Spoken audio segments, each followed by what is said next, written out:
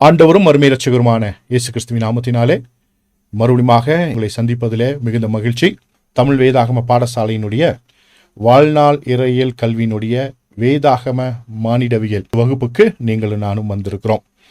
Systematic தியாலஜியில் நாம் வேதாகம மானிடவியலை நாம் பார்த்து கொண்டிருக்கிறோம். எப்பொழுதுமே வழக்கமாக வாசிக்கிற 2 வசனங்களை வாசித்து நாம் உள்ளே செய்திக்குள்ளாக போக போகிறோம். முதல் வசனம் 1 தெசலோனிக்கேயர் 5ஆம் அதிகாரம் 21வது வசனம். எல்லாவற்றையும் சோதித்து பார்த்து நலமானதை பிடித்துக் கொள்ளுங்கள். இன்றைக்கும் நீங்கள் கேட்கிறதான அத்தனை காரியங்களும் வேத வசனத்தின் அடிப்படையில் அலசி ஆராய்ந்து பார்த்து பரிசுத்த ஆவியானவருடைய ஒத்தாசையோடு நலமான காரியங்களை பிடித்துக் கொள்ளுங்கள். பரிசுத்த ஆவியானவர் உங்களுக்கு உதவி செய்வாராக. அடுத்து எரேமியாவின் தீர்க்கதரிசன புஸ்தகம் 6ஆம் அதிகாரம் 16வது வசனம். வழிகளிலே நின்று பூர்வ பாதைகள் எவை என்று கேட்டு விசாரித்து நல்ல வழி எங்கே என்று பார்த்து அதிலே நடவுங்கள். இது நமக்கு முன்பாக இருக்கிற மிகப்பெரிய சவால். இந்த காலகட்டங்களிலே வழிகளை போன்று பல வழிகள் தெரிகிறது. சீரான பாதையைப் போல, நேரான பாதையைப் போல, பெரும்பாதையைப் போல, மகிமையான பாதையைப் போல பல பாதைகள் நமக்கு முன்பாக இருக்கிறது. ஆனாலும் நீங்கள் வேத வசனத்தின் அடிப்படையிலே எல்லா வழிகளையும் ஆராய்ந்து பார்த்து பூர்வ பாதைகளிலே நடப்பதற்கு நீங்கள் கடமைப்பட்டிருக்கிறீர்கள். எனவே அந்த பூர்வ பாதையிலே பரிசுத்த ஆவியானவர் உங்களை நடத்தும்படியாக ஒப்புக்கொடுங்கள். சரியான பாதையில இருந்து நடந்து கர்த்தருடைய நாமத்தை மகிமைப்படுத்துங்கள். சிஸ்டமேட்டிக் தியாலஜியினுடைய வேதாகம மானிடவியல் வகுப்பினுடைய மனிதனின் ஆரம்பம் என்கிறதான இந்த தலைப்பிலே பாடங்களை நாம் பார்த்து வந்தோம். Origin of man. அதில் வேதாகமத்தில் விசேஷமாக ஆதியாகம் 1ஆம் அதிகாரம் 2ஆம் அதிகாரத்தில் நிறைய முக்கியமான விஷயங்களை நாம் பார்த்து வருகிறோம். அதனுடைய தலைப்புகளிலே நாம் பார்க்கும் பொழுது 2 முக்கியமான தலைப்புகளிலே இவைகளை நாம் பார்த்து வருகிறோம். ஒன்று கிரேஷியோ எக்ஸ் நிகைலோ, இன்னொன்று கிரேஷியோ எக்ஸ் மட்டீரியா. கிரேஷியோ எக்ஸ் நிகைலோ அப்படின்னா ஒன்றும் இல்லாததிலிருந்து எல்லாவற்றையும் படைத்தல். கிரேஷியோ எக்ஸ் மட்டீரியா என்று சொன்னால் ஏதோ ஒன்றிலிருந்து படைத்தல் என்பதாக நாம் பார்த்தோம். இந்த அடிப்படை விஷயங்கள் எல்லாம் ஏற்கனவே வீடியோவிலிருந்து தெரிந்து கொண்டிருப்பீங்க. பல முறை அந்த வீடியோவை பாருங்கள். நிறைய விஷயங்களை கற்றுக்கொள்வதற்கு அது ஏதுவாக இருக்கும். ஏன்னா இந்த வகுப்பை பொறுத்தளவிற்கு ஒரு முறை சொல்லிக் கொடுப்பதினாலே புரிந்து கொள்ள முடியாது. பல முறை வீடியோவை நீங்கள் நிறுத்தி நிதானமாக பார்த்து வேத வசனங்களை ஆராய்ந்து பார்த்து ஒரு கன்க்ளூஷனுக்குள்ளே வரணும். ஸோ உங்களை இயேசு கிறிஸ்துவின் நாமத்தினாலே நான் உற்சாகப்படுத்துகிறேன். கர்த்தர் உங்களுக்கு உதவி செய்வாராக. போன முறை ட்ரைகோடாமஸ் அப்படின்ற தலைப்பில் நாம் வகுப்பை பார்த்தோம். ட்ரைகோடாமஸ்னா என்ன அப்படின்னு நம்ம பார்த்தோம். ஸோ 3 ஒரு மனிதனுக்குள்ளாக 3 பகுதிகள் இருக்கிறது. அதே போல் தேவன் திரியகமானவராக இருக்கிறார். தேவ சாயலாக தேவரூபமாக சிருஷ்டிக்கப்பட்ட மனிதனும் அந்த திரியகத்தை வெளிப்படுத்துகிறான் என்கிறதான விஷயங்களை பார்த்தோம். கிரேக்க மொழி வேதாகம கண்ணோட்டத்திலே, அதே போல் எபிரேய மொழி வேதாகம கண்ணோட்டத்திலே பார்த்தோம். எபிரேய மொழி வேதாகம கண்ணோட்டத்தில் பார்க்கும் பொழுது அதில் நிறைய விஷயங்கள் இருந்தது. அது ரொம்ப சிம்பிளாக இல்லை, ரொம்ப காம்ப்ளிகேட்டடாக இருந்துச்சு. ஆனாலும் நிறைய விஷயங்களை நம்ம அலசி ஆராய்ந்து ஒரு கன்க்ளூஷனுக்குள்ளே வந்தோம் இல்லையா? ஸோ கிரேக்க மொழி என்று சொல்லும் பொழுது 1 தெசலோனிக்கேயர் 5ஆம் அதிகாரம் 23ஆம் வசனம் நியூமா ஜுக்கே சோமா என்பதாக பார்த்தோம். எபிரேய மொழி வேதாகம கண்ணோட்டத்தில் லெவா நெஃபேஸ் மேயோட் என்கிறதான 3 விஷயங்களை பார்த்தோம். அந்த ட்ரைகோடாமஸை போன முறை பார்த்தோம். அது உங்களுக்கு பிரயோஜனமாக இருந்திருக்கும் அப்படின்னு நான் நம்புகிறேன். அதோடு மாத்திரமல்ல, அதை புரிந்து கொள்வதற்கு சில ஸ்லைட்ஸ் எல்லாம் போட்டேன். இன்றைக்கி சும்மா மறுபடியும் அதை ரீகால் பண்ணுவதற்காக எப்படி இருக்கும் அப்படின்றத நம்ம பார்த்தோம். ஸோ எபிரேய மொழியை பொறுத்த அளவிற்கு அதில் நிறைய விஷயங்கள் உள்ளே இருந்தது இல்லையா? ஸோ 7 விஷயங்கள் இருந்தது நம்ம பார்த்தோம். அதில் ஒரு சாஃப்ட்வேர் ஹார்ட்வேரை போல கிரேஷியோ எக்ஸ் நிகைலோ ஒரு சாஃப்ட்வேரை போல, கிரேஷியோ எக்ஸ் மட்டீரியா ஹார்ட்வேரை போல எப்படி இன்டெகிரேட் காட் பண்ணார் அப்படிலாம் பார்த்தோம் இல்லையா? தேவன் எவ்விதமாக அதை இன்டெகிரேட் பண்ணார், அது எப்படி ஒருங்கிணைத்தார் என்பதை நாம் பார்த்தோம். ஓகே, ஸோ இது ஒரு முக்கியமான ஒரு வகுப்பாக போன முறை இருந்தது.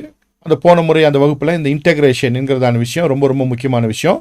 நிறைய பேர்த்துக்கு அது புரிஞ்சிருக்குன்னு நினைக்கிறேன். அந்த ஒருங்கிணைப்பு என்பது மிக மிக முக்கியம். ரூவாக் என்று சொல்லும் பொழுது அது டாம், அதாவது இரத்த நாளங்களோடு அது தொடர்புடையது. நெஃபேஸ் என்று சொல்லும்போது எட்சம் என்கிறதான எலும்போடு தொடர்புடையது. கெவியா என்பது பசார் என்கிறதான சதையோடு தொடர்புடையது. தேவன் அற்புதமாக, அழகாக, நேர்த்தியாக ஒரு இன்டெகிரேஷன், ஒரு ஒருங்கிணைப்பை அவர் செய்து வைத்திருக்கிறார். அற்புதமாக மனிதனை படைத்திருக்கிறார் என்பதை நாம் பார்த்தோம். இதெல்லாம் முடித்த முன்பு நான் சொன்ன அடுத்த வகுப்பு என்ன அப்படின்னு சில முக்கியமான விஷயங்களை சொல்லிட்டு தான் முடித்தேன். அதில் இன்னைக்கு நம்ம என்ன பார்க்க போகிறோன்னா கெவியா. ஸோ கெவியானா என்ன? கிரேஷியோ எக்ஸ் நிகைலோவில் இருக்கக்கூடிய ஃபர்ஸ்ட் பார்ட் கெவியா. அந்த கெவியா தான் பசாரோடு இணைந்திருக்கிறது. அதாவது மாம்ச சரீரத்தோடு இந்த கெவியா இணைக்கப்பட்டிருக்கிறது என்பதை போன வகுப்பில் நாம் பார்த்தோம். ஸோ அந்த கெவியாவை குறித்து தான் இன்றைக்கு நாம் பார்க்க போகிறோம். அதோடு மாத்திரமல்ல, அதோடு தொடர்புடைய நெஃபேஸ், ருவாக் அவற்றையும் நாம் பார்க்க போகிறோம். முக்கியமாக இன்றைக்கு கெவியா என்கிறதான அந்த கிரேஷியோ எக்ஸ் நிகைலோவில் இருக்கிறதான முதல் பகுதி, தேவனுடைய படைப்பில் இருக்கிறதான அந்த ட்ரைகோடாமஸில் முதல் பகுதியை இன்னைக்கு நாம் சற்று ஆராய்ந்து பார்க்க போகிறோம். கெவியா அப்படின்னும் பொழுது முதல்ல நமக்கு ஞாபகம் என்ன வரணும்னா கிரேஷியோ எக்ஸ் நிகைலோ. கெவியா அப்படின்னதுமே நமக்கு என்ன ஞாபகம் வரணும்? கிரேஷியோ எக்ஸ் நிகைலோ தான் நமக்கு ஞாபகம் வரணும். ஸோ அப்படி ஞாபகம் வந்துருச்சுன்னா நீங்கள் எல்லாத்தையும் படிச்சிருக்கீங்க, ஞாபகத்தில் வச்சுருக்கீங்கன்னு அர்த்தம். இல்லைன்னா மறுபடியும் அந்த வீடியோஸ் எல்லாம் திரும்ப நீங்கள் பாருங்கள். ஓகே, கிரேஷியோ எக்ஸ் நிகைலோ, கெவியா. இந்த கெவியா அப்படின்றதுக்கான வேதவசன ஆதாரங்கள் எல்லாம் போன முறை நான் கொடுத்துருந்தேன். அதை வாசித்து பார்த்துருப்பீங்க, எபிரேய மொழியில் செக் பண்ணி பார்த்துருப்பீங்க அப்படின்னு நம்புகிறேன். இன்றைக்கெல்லாம் ரொம்ப ஈஸியாகிடுச்சு இல்லையா? இன்டர்லீனியர் பைபிள் இருக்குது, ஆன்லைனில் நிறைய ஹீப்ரூ இன்டர்லீனியர் பைபிள்ஸ் எல்லாம் இருக்குது. அதில் அந்த லைப்ரரியெல்லாம் போய் பார்த்து கொள்ளலாம்.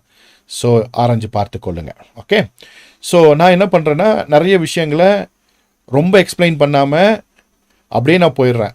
ஏன் அப்படின்னா அதை நீங்கள் கண்டுபிடிச்சிக்குவீங்க, நீங்கள் தேடி பார்த்துக்கொள்வீங்க அப்படின்ற ஒரு நம்பிக்கை. ஏற்கனவே நான் சொல்லியிருக்கேன், நீங்கள்லாம் அறிவாளிகள் அப்படின்னு அடிக்கடி நான் சொல்வேன். அதுக்கு காரணம் என்னென்னா, உங்களால் முடியும், உங்களுக்கு அந்த கெப்பாசிட்டி ஆண்டர் கொடுத்துருக்கிறாரு. நான் சும்மா ஏதோ வார்த்தைக்கு சொல்லிட்டு போகிறேன்னு நினைக்காதீங்க. முதல்ல தெரிஞ்சுக்கணும். முதல்ல நீங்கள் தெரிஞ்சிக்க வேண்டிய முக்கியமான விஷயம் என்னென்னா, யாரும் உங்களை பார்த்து அவ்வளோ சீக்கிரம் அறிவாளிங்கன்னு ஒத்துக்கவே மாட்டாங்க. ஏன்னா அப்படி ஒத்துக்கிட்டா பேசுகிறவர் பேசவே முடியாது. உண்மை தானே? முன்னால் இருக்கவங்களாம் முட்டாளுன்னு நினச்சா தான் பேசுகிறவர் எதை வேணாலும் என்ன பண்ணலாம், பேசல. எத்தனை பேருக்கு புரியுது? முன்னால் அறிவாளிங்க இருக்கிறாங்க அப்படின்னு நினச்சோம்னா நம்ம பேசும்போது கவனமாக பேசுவோம். நீங்கள் எப்படி அறிவாளி நான் டிக்ளேர் பண்ணுறேன்னு தெரியுமா? கர்த்தருடையவர்கள், பரிசுத்த ஆவியானவர் உங்களுக்குள்ளாக வாசமாக இருக்கிறார் அப்படின்னா நீங்கள் அறிவாளிகள். எத்தனை பேர் என் கூட இருக்கீங்க? பரிசுத்த ஆவியானவர் உங்களுக்குள்ளே இருந்தால் சகல ஞானத்தையும் அறிவையும் தருகிறவர் அவர். இப்போ அவர் உங்களை ஞானவானாய், புத்திசாலியாய், அறிவாளியாய் வைக்கிறவர். அப்போ நான் உங்களுக்கு பிரசங்கிக்கும் பொழுது அல்லது கிளாஸ் எடுக்கும் பொழுது அந்த கோணத்திலிருந்து தான் உங்களை நான் பார்க்க வேண்டும். அதை விட்டு நான் என்ன வேண்டும் என்றாலும் சொல்லலாம், அதையெல்லாம் நீங்கள் நம்பணும் அப்படின்னு பேசக்கூடாது. இன்றைக்கு நம்ம பார்க்குறோம் இல்லையா, வெளி உலகத்தில் முன்னால் இருக்கவங்களாம் ஒன்றுமே தெரியாது, எனக்கு தான் எல்லாம் தெரியுன்ற ரீதியில் நம்ம பார்க்குறோம். அப்படி அல்ல. மறுபடியும் சொல்லுகிறேன், கர்த்தர் உங்களுக்கு ஞானத்தை கொடுத்திருக்கிறார். அந்த ஞானத்தை பயன்படுத்தி எல்லாவற்றையும் சோதித்து பார்த்து நலமானதை பிடித்து கொள்ள வேண்டியது உங்களுடைய கடமையாக இருக்கிறது. கர்த்தர் கொடுத்த அந்த அறிவை பயன்படுத்தாமல் இருப்பது நல்லதல்ல. வேதவசனம் சொல்லுகிறது, என் ஜனங்களோ அறிவின்மையால் சங்காரமாகிறார்கள். கர்த்தர் கொடுத்த அறிவை பயன்படுத்தாதவர்கள் சங்காரமாவார்கள் என்று வேதவசனம் சொல்கிறது. எனவே கர்த்தர் உங்களுக்கு கொடுத்திருக்க அந்த அனந்த தேவ ஞானத்தை பயன்படுத்துங்கள் என்று இயேசுவின் நாமத்தினாலே கேட்டுக்கொள்கிறேன். இப்போ மறுபடியும் உள்ள போயிடலாம். கெவியா அப்படின்னு சொன்னா அதை கண்டெய்னர் அப்படின்னு சொல்லலாம், கொள்கலன் அப்படின்னு சொல்லலாம். Okay, it is a container. அது ஒரு கொள்கலன். கெவியா அப்படின்னும் பொழுது அது ஒரு கொள்கலன். கிரேஷியோ எக்ஸ் நிகைலோல இருக்கிறதான அந்த முதல் ட்ரைகோடாமஸில் முதல் அந்த பகுதி கெவியா, அது ஒரு கொள்கலன், கண்டெய்னர் அப்படின்னு சொல்லுவோம். கண்டெய்னர். இப்போ இது வரைக்கும் இந்த படத்தை போட்டு உங்களுக்கு நான் எக்ஸ்பிளைன் பண்ணிட்டு இருந்தேன். இன்னைக்கு அந்த கொள்கலனை போல ஒரு கண்டெய்னர் போல ஒரு படத்தை உங்களுக்காக காமிச்சு இந்த படத்தை ரீப்ளேஸ் பண்ண போறேன். அப்படியே மனதில் வைத்துக் கொள்ளுங்க. இதுதான் அந்த கண்டெய்னர். ஒரு 3D ஒரு ஃபோட்டோ நான் போட்டிருக்கேன் இல்லையா, ஒரு 3D பிக்சர், ஒரு படத்தை போட்டிருக்கேன், 3D படம் இருக்கீங்க. இதுதான் இந்த கண்டெய்னர். அப்போ இதுக்குள்ள என்னெல்லாம் இருக்கும் அப்படின்றத அப்படியே என்ன பண்ணுங்க, வேத வசனத்தின் அடிப்படையில் உங்கள் கற்பனை சக்தியை நீங்கள் பயன்படுத்துங்க, உங்களுக்கு புரியும். இப்போ கெவியா அப்படின்னா அது ஒரு கண்டெய்னர். இந்த கண்டெய்னர் எப்படிப்பட்டது அப்படின்னா, வெளிப்புறத்தில் இந்த கண்டெய்னர் எதனால் ஆயிருக்குன்னா, கிரேஷியா எக்ஸ் நிகைலோ ஒன்றும் இல்லாததிலிருந்து தேவனுடைய வார்த்தையால் உருவாக்கப்பட்டிருக்கிறது. அப்படி தேவனுடைய வார்த்தையால் உருவாக்கப்பட்ட அந்த கெவியா பசார், எட்செம், டாம் என்கிறதான இந்த 3 காரியங்களாலே சூழப்பட்டிருக்கிறது. சரியா? சூழப்பட்டிருக்கிறது அப்படின்னா ஃபேப்ரிகேட் பண்ணப்பட்டிருக்கிறது, அது மூடப்பட்டிருக்கிறது, உள்ளும் புறமாக மூடப்பட்டிருக்கிறது. கெவியா சதையாலும் எலும்பாலும் இரத்தத்தாலும் உள்ளும் புறமாக மூடப்பட்டிருக்கிறது. இது ஒரு கண்டெய்னர், இது ஒரு கொள்கலன். இந்த கொள்கலனுக்கு மேலாக தோலை மாத்திரம் பார்க்கிறோம் இல்லையா, அதுக்குள்ள அப்படியே நம்ம கிராஸ் செக்ஷன் எடுத்து வெட்டி பார்த்தா உள்ள எல்லாம் இருக்கிறது நமக்கு தெரியும். ஸோ இந்த கெவியாக்கு மேல அதுக்குள்ள இந்த 3 விஷயங்கள் இருக்குது: பசார், எட்சேம், டாம். ரத்தம், சதை, அதை போல எலும்பு உள்ளே இருக்கிறது. இதை மூடிக்கொண்டிருக்கிறது. சரியா? ஆனாலும் அது கண்டெய்னர். சரிங்களா? அது அந்த கண்டெய்னர் எப்படி இருக்குன்னா, இப்போ அடுத்த படத்தை பார்த்தீங்கன்னா, ஒரு முழுமையான ஒரு மனுஷன், அவனுக்குள்ள அவனை சூழ்ந்து இந்த கெவியா இருக்கிறது. அப்படியே கற்பனை பண்ணுங்க. இங்க இருக்கிற அந்த மனிதனுக்குள்ள, ஆதி மனிதனை அப்படியே ஒரு படம் போட்டிருக்கல, அவனுக்குள்ள அவனை சூழ்ந்து கெவியா இருக்கு. மறுபடியும் வார்த்தையை கவனிங்க. அவனுக்குள்ள அவனை சூழ்ந்து இந்த கெவியா என்கிறதான கண்டெய்னர், கொள்கலன் இருக்கிறது. அவனுக்குள்ளாக அவனை சூழ்ந்து இந்த கெவியா இருக்கிறது. இது ஒரு கண்டெய்னர், இது ஒரு கொள்கலன்.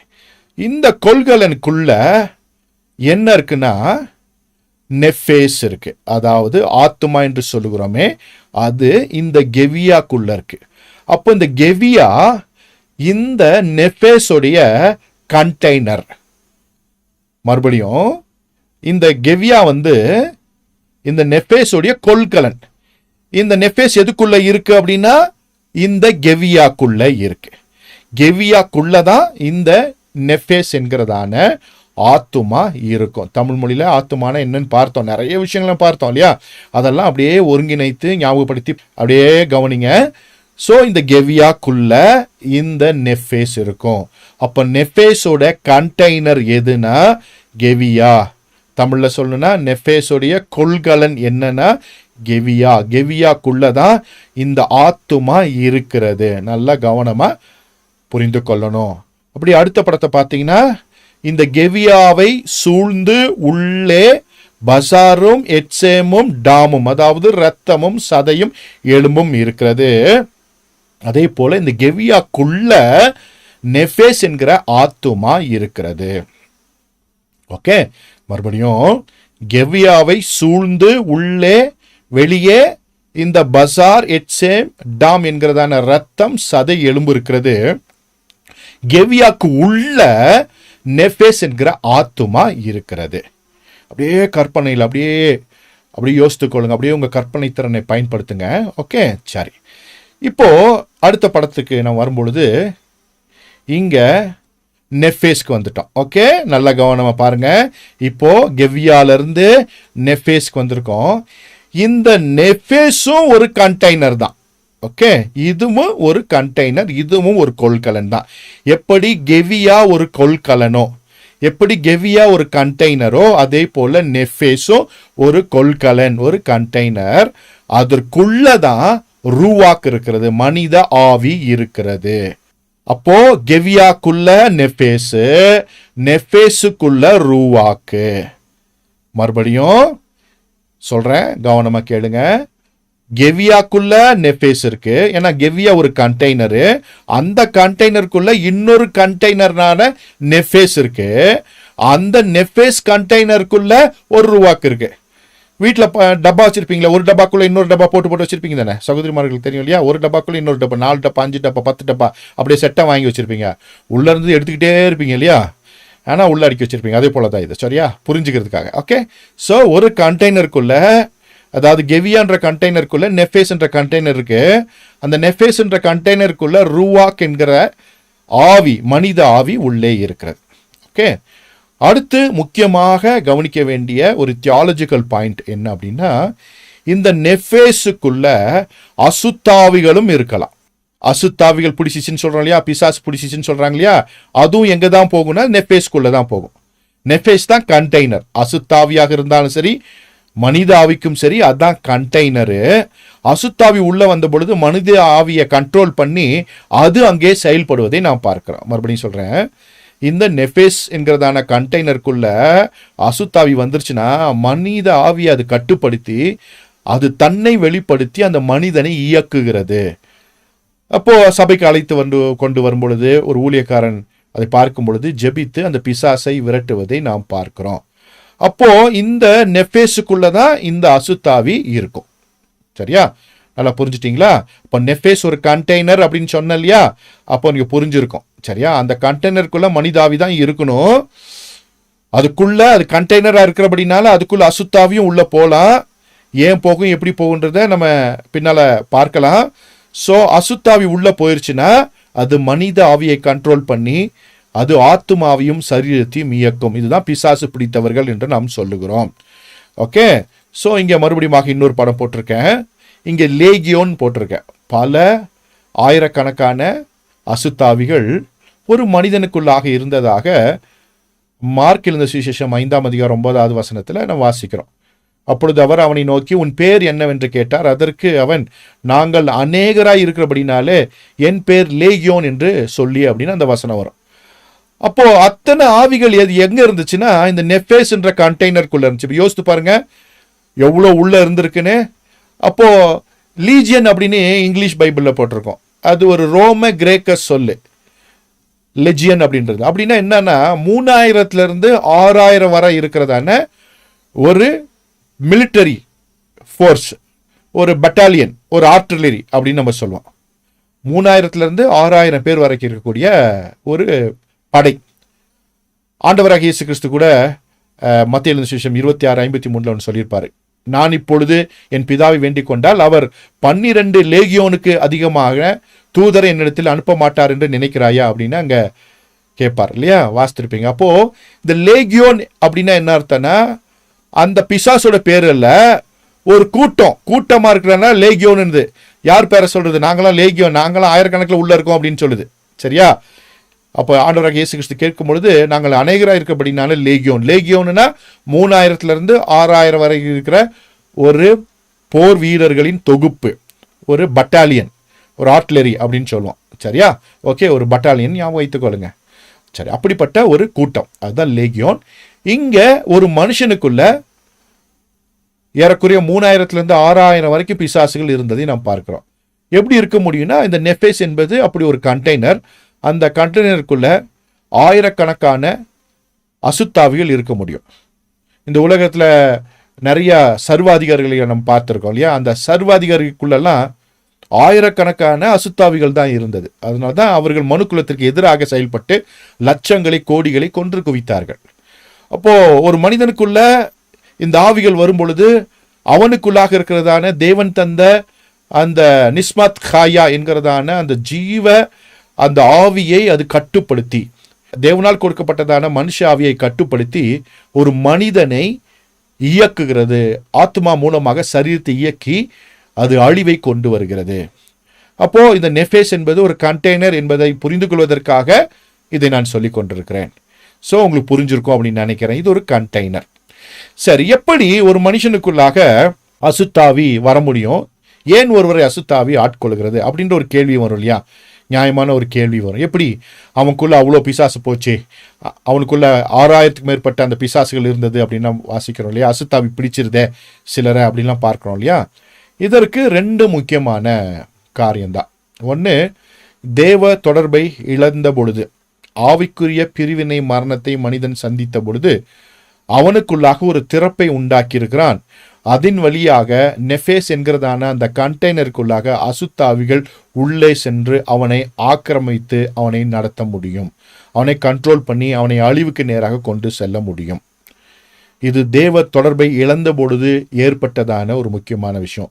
ஏன் தேவ தொடர்பை அவர்கள் இழந்தார்கள் அப்படின்னா பாவம் செய்த பொழுது அப்படின்றது உங்களுக்கு தெரியும். ஏதேன் தோட்டத்தில் தேவன் புசிக்க வேண்டாம் என்று சொன்ன அந்த கனியை அவர்கள் புசித்து பாவம் செய்து ஒரு திறப்பை உண்டாக்கினார்கள். தேவனுக்கும் அவர்களுக்குமான அந்த தொடர்பு அன்றைக்கு அருந்து போனது. அதில் ஒரு பிரிவினை வந்தது, ஒரு பிளவு வந்தது. அந்த பிளவு வந்தபோது அதை பயன்படுத்தி பிசாசானவன் ஒரு மனிதனுக்குள்ளாக குடியேறுகிறான் என்பதை நாம் பார்க்கிறோம். ஆக்சுவலாக ஒரு மனிதனுக்குள்ளாக தேவ ஆவியானவர் தான் இருக்கணும். அதற்காக தான் மனுஷனை படைச்சிருக்காரு. ஏன்னா நீங்களே தேவனுடைய ஆலயமாய் இருக்கிறீர்கள். இந்த சரீரமானது தேவனால் பெற்றும் பரிசுத்தாவி தங்கியிருக்கிற தேவனுடைய ஆலயமாய் இருக்கிறது. அப்போ ஆண்டவர் உங்களை எதற்காக தான் படைச்சார்னா அவருடைய ஆலயமாக இருப்பதற்காக தான் படைச்சார். ஆலயமாய் இருக்க வேண்டியவர்கள் பாவம் செய்த பொழுது பிசாசினுடைய அந்த என்ன சொல்லனா ஒரு கோட்டையாக அவன் மாறி போனதை நாம் பார்க்கலாம். பிசாசினுடைய ஆதிக்கத்திற்குள்ளாக ஒரு மனிதன் சென்று விட்டதை நாம் பார்க்க முடியும். பிசாசால் ஆளுகை செய்யப்பட்டதை நாம் இன்றைய அளவும் பார்த்து கொண்டிருக்கிறோம். இன்றைக்கும் பலர் பிசாசால் ஆளுகை செய்யப்படுகிறார்கள் என்பதை நாம் பார்க்கிறோம். பாவம் செய்த பொழுது ஒரு திறப்பு உண்டானது. அந்த திறப்பின் மூலமாக பிசாசானவன் ஒரு மனிதனுக்குள்ளாக குடியேற முடியும், நெஃபேஸ்குள்ள குடியேற முடியும். ஏனென்றால் தேவ தொடர்பை அவன் இழந்து போகிறான். தேவ தொடர்பு இருக்கிற வரைக்கும் ஒரு மனிதனுக்குள்ளாக அசுத்தாவி உள்ளே வர முடியாது. வெளியே இருந்து தான் போராடிட்டே இருப்பான். வெளியே இருந்து தான் உங்களை துன்பப்படுத்த, உள்ள வரவே முடியாது. அவனை துரத்துனா போயிடுவான். பிசாசுகளை துரத்துவீர்கள், அப்பளை போய் சாத்தானே, அவ்வளோதான், போயிடுவான். அது நம்முடைய வேலை. உங்கள் ஜபத்தில் ஒரு ஜபம், ஒரு லைன் எப்பவுமே என்ன இருக்கணும்? எனக்கு எதிராக இருக்கிற பிசாசின் கிரியைகளை இயேசுவின் நாமத்தினாலே துரத்துகிறேன். நிறைய பேர் ஜபம் பண்ணுறதே இல்லை. ஏன்னா பிசாசுன்றவன் யார் அப்படின்னா, அவனுக்கு வெக்கம், மானம், சூடு, சொரணை இல்லை.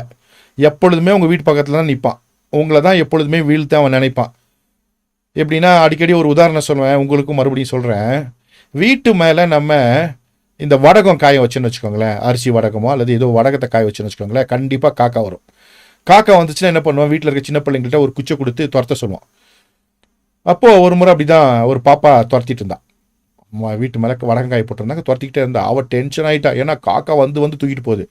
இவள் சின்ன பிள்ளையா இருக்கனால திடீர்னு அவள் சொன்னா, ஏய் மானம் கேட்ட காக்கா, உனக்கு மான மரியாதை சூடு சொரணை திருப்பி வராத அப்படின்னு சொன்னான்.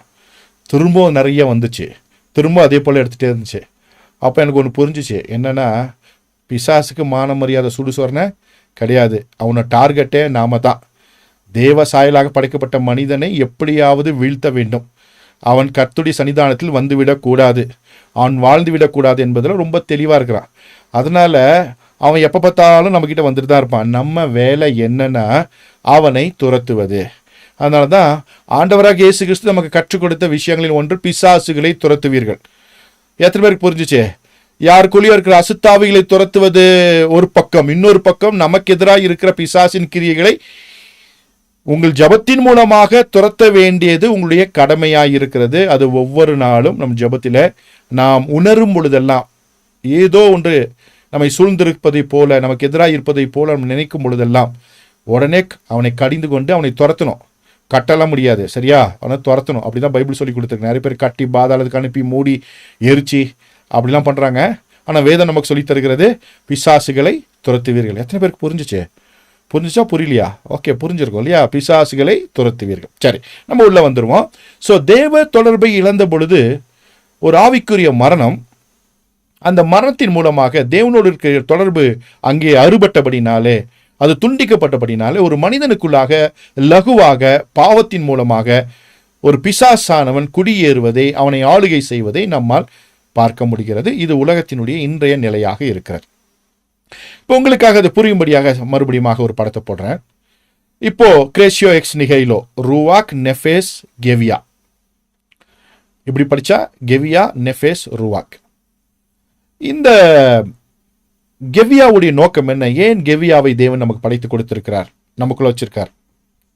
உலகினை அறியும் அறிவுக்காக, உலகினை அறியும் உணர்வுக்காக. ஓகே, உலகை அறிந்து கொள்வதற்காக, இந்த உலகை புரிந்து கொள்வதற்காக நமக்கு கெவியா. நடுவில் ஆத்துமா இருக்குல்ல, நெஃபேஸ், அது தன்னை அறியும் உணர்வை பெற்றுக்கொள்ளும்படியாக, தன்னை யார் என்று அறிந்து, தன்னுடைய ஸ்தானம் என்ன என்பதை அறிந்து, தேவனால் சிருஷ்டிக்கப்பட்ட தேவரூபமாய் இருக்கிற, தேவ ஆலயமாய் இருக்க வேண்டிய தன்னுடைய பொறுப்பை உணர்ந்து, சக மனிதர்களை நேசித்து, தேவனை நேசித்து, தேவ சித்தத்தை நிறைவேற்ற வேண்டியது இந்த நெஃபேஸுடைய வேலை. தன்னை அறியும் உணர்வு அதற்கு கொடுக்கப்பட்டிருக்கிறது. அடுத்தது ரூவாக், தேவனை அறியும் உணர்வு அதற்கு இருக்கிறது. தேவனை அறியும் உணர்வு, தேவனை அறியும் உணர்வினாலே தேவனோடு அது இணைக்கப்பட வேண்டும். ஏதேன் தோட்டத்திலே அவர்கள் பகலின் குளிர்ச்சியான வேளையிலே ஒவ்வொரு நாளும் தேவனோடு அவர்கள் உறவாடினார்கள். ஒவ்வொரு நாளும் தேவனாகிய கர்த்தர் அவர்களை சந்தித்தார், பேசினார், இடைப்பட்டார் என்று நாம் பார்க்கிறோம். என்றைக்கு பாவம் செய்தார்களோ இவர்கள் ஒளிந்து கொண்டார்கள், தேவ தொடர்பை அவர்கள் இழந்தார்கள் என்பதை நாம் பார்க்கிறோம். அப்போ இந்த தேவ தொடர்பு எப்பொழுது அறுபட்டு போனது அப்படின்னும் பொழுது, பாவம் செய்த பொழுது, கீழ்ப்படியாத பொழுது, தேவனுக்கு எதிராக நின்ற பொழுது, அல்லது ஒரு பொய்யை நம்பி தேவனை போல வாழ நினைத்தது, தேவனை போல மாற நினைத்தது, தனக்கடாத வேலைகளில் தலையிட்டது, அப்படின்னு நிறைய விஷயங்களை சொல்லலாம். பிசாசின் நோக்கம் என்ன? உன்னதமானவருக்கு ஒப்பாவேன், வடபுற சீயோனில் உட்காருவேன், அதுதான் அவனுடைய நோக்கம். ஆனால் அவன் படைக்கப்பட்டவன் என்பதை மறந்து விட்டான். தேவன்தான் அவனை படைத்தார் என்பதை அவன் மறந்து விட்டான். அதே பொய்யதான் மனுஷகிட்டையும் வந்து சொன்னான், நீங்கள் தேவர்களைப் போல மாறுவீர்கள் அப்படின்னு சொன்ன. இன்னைக்கு மனிதர்கள் தேவனாக மாறுவதற்கு, கடவுளாக மாறுவதற்கு பிரயாசப்படுகிறார்கள். பலர் மனித கடவுள்களை வணங்குகிறார்கள். காரணம் என்ன? ஏதேனிலிருந்து ஏற்பட்டதான அதனுடைய விளைவை இன்றைக்கும் நாம் பார்க்கிறோம். சரி, தேவ தொடர்பு இழந்து போனதற்கு காரணம் இவைகள் எல்லாம். ஸோ இந்த தொடர்பை சரி செய்தால் மாத்திரமே ஒரு மனிதனுக்குள்ளாக அசுத்தாவிகள் வராதபடி தடுக்க முடியும். அந்த இணைப்பை ஏற்படுத்த வேண்டும். அதுதான் திருச்சபைகள் இன்றைக்கு செய்து கொண்டிருக்கிறது. ஊழியக்காரர்கள் ஒவ்வொருவரும் செய்து கொண்டிருக்கிறார்கள். சபைக்கு வருகிறவருடைய அசுத்தாவிகளை அவர்கள் துரத்தி தேவனோடு உடன்படிக்கை செய்ய வைத்து, பரிசுத்தாவியானவரை பெற்றுக்கொள்ள வைத்து, அவர்களை வாழ வைத்து கொண்டிருக்கிறார்கள். அந்த திருச்சபை ஊழியர்கள் அத்தனை பேருக்கும் நம்முடைய மனமார்ந்த நன்றிகளை நாம் தெரிவிக்க வேண்டும். ஒரு காலத்தில் நீங்களும் நானும் அப்படிதான் இருந்திருப்போம். ஸோ விடுதலைக்கு காரணம் திருச்சபையும் திருச்சபையின் மெய்ப்பர்களும். ஸோ அவர்கள் மூலமாக இன்றைக்கு உலகமெங்கும் ஒரு சமாதானமான ஒரு வாழ்க்கையை நாம் வாழ்ந்து கொண்டிருக்கிறோம். சந்தோஷம். ஓகே, சரி, இப்போ உள்ள போயிடுவோம். எப்படி இந்த பிரிவினை வரும், இந்த பிரிவினைனா என்ன அப்படின்றத அப்படியே ஒரு மொழிவியல் பார்வையில் பார்த்துட்டு போயிடலாம். ரொம்ப நிறைய பார்க்க போகிறதில்ல. ஆதியாகமம் 2ஆம் அதிகாரம் 17வது வசனத்தில் வாசிக்கும் பொழுது, ஆனாலும் நன்மை தீமை அறிவித்திருக்கிற விருட்சத்தின் கனியை புசிக்க வேண்டாம், அதை நீ புசிக்கும் நாளிலே சாகவே சாவா என்று கட்டளையிட்டார். இந்த வசனத்தில் சொல்லியிருக்கு, அதை நீ புசிக்கும் நாளிலே சாகவே சாவாய். அது எபிரேய மொழியில் கீழே போட்டிருக்கேன், சகப் கடலில் போட்டிருக்கேன். 2 முறை மோட்டுன்ற வார்த்தை இருக்கும். சகப் கடலில் இருக்கு, மோட்டுன்னு இருக்கும். அப்போ ஆண்டவர் சொல்றாரு, இந்த கனியை நீ சாப்பிட்டனா செத்து போயிடுவ, மோட்டுன்னு 2 முறை சொல்றாரு. அடுத்து பிசாசு 3ஆம் அதிகாரம் 4ஆம் வசனத்துல ஸ்திரீயை நோக்கி சொல்றான். அப்பொழுது சர்ப்பம் ஸ்திரீயை நோக்கி, நீங்கள் சாகவே சாவதில்லை அப்படின்னு சொல்றான். அங்க சொல்லும் பொழுது ஒரு முறை மோட்டுன்ற வார்த்தையும் இன்னொரு முறை மெட்டுன்ற வார்த்தையும் அவன் பயன்படுத்துகிறான். மோட்டுனாலும் மரணம் தான், மெட்டுனாலும் மரணம் தான். ஆனால் அதுக்குள்ள ஒரு முக்கியமான விஷயங்கள் இருக்கிறது. மோட்டுனா என்னன்னா பிரிவினை மரணம், மெட்டுனா மரணம், அதாவது சரீரத்திலிருந்து ஆவி பிரிதல், அதுதான் மரணம். மோட்டுனா பிரிவினை மரணம், குடும்பத்தை விட்டு பிரிதல், தேவனை விட்டு பிரிதல், உறவுகளை விட்டு பிரிதல், தூர தேசத்துக்கு சென்று விடுதல், காணாமல் போகுதல், இதெல்லாம் பிரிவினை மரணம். என்ன ஆச்சுனே தெரியாம போறது, இதெல்லாம் பிரிவினை மரணம், மோட்டு. ஆண்டவர் அங்க தெளிவா சொன்னாரு, இந்த கனியை புசிச்சனா ஒரு பிரிவினை மரணம், என்னை விட்டு பிரிந்து போக நேரிடும், உனக்கும் எனக்குமான தொடர்பு இல்லாமல் போய்விடும். அப்படி போச்சுன்னா என்ன ஆகும்? எல்லா ஆவியும் உள்ள வரும், வாழ்க்கை சீரழிந்து விடும், முடிவெடுக்க முடியாது, சரியான வாழ்க்கை வாழ முடியாது. இந்த உலகத்தில் வாழ்வதற்கு வாழ வைக்கிற தெய்வம் இயேசு தேவை. இயேசு இல்லாமல் வாழ முடியாது, நமக்கு தெரியும். சரியா? ஸோ புரிந்து கொள்வதற்காக நான் சொல்லுகிறேன். இது பிரசங்கம் இல்லை, அதனால கிளாஸ்னால மற்றதெல்லாம் நீங்களே பிரசங்க குறிப்பெல்லாம் எடுத்து பிரசங்கம் பண்ணிக்கொள்ளுங்க. அது உங்களுக்கு பிரயோஜனமாக இருக்கும், மற்றவங்களுக்கு பிரயோஜனமாக இருக்கும். ஸோ பிரிவினை மரணம், இங்கே மரணம். அப்போ பிசாசு தெளிவாக சொன்னான், நீ மோட்டு தான், அவன் மெட்டாக மாட்டேன். அப்போது ஆதாமும் ஏவாளும் எதற்கு பயந்தார்கள்னா இந்த சரீர மரணத்துக்கு தான் பயந்தார்கள். ஏன்னா அந்த காலகட்டங்களிலே ஏதேன் தோட்டத்தில் எத்தனையோ மிருகங்கள் மரித்திருக்கக்கூடும். அந்த சடலங்களை பார்த்த பொழுது ஒரு பயம் இவர்களுக்கு வந்து, நமக்கு இதே போல நேரிடுமோன்னு.